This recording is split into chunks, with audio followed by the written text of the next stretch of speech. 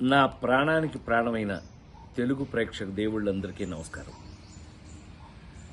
మొన్న Robin Hood pre release ఈవెంట్లో అనుకోకుండా డేవిడ్ వార్నర్ మీద నా నోట్లోంచి ఒక మాట దొర్లింది.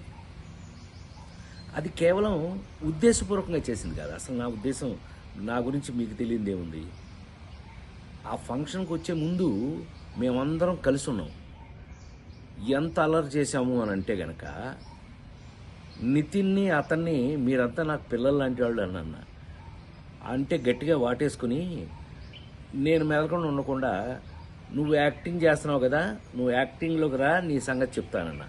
అంటే అతను అన్నాడు, మీరు క్రికెట్లోకి రండి, మీ సంగతి చెప్తానన్నాడు. ఇలా మ్యాక్సిమం అల్లరి చేసాము. అల్లరి చేసి ఆ ఫంక్షన్కి వచ్చాము.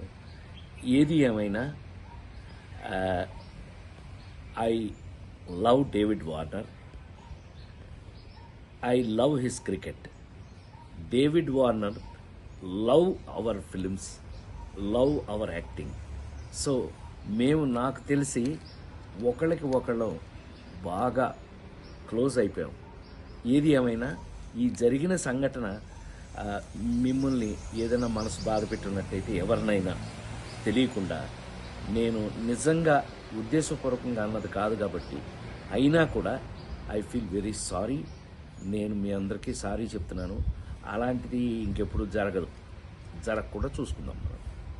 కానీ 28వ తారీఖున రాబిన్హుడ్ సినిమా మాత్రం తప్పకుండా చూడండి, మా అందరి కోసం.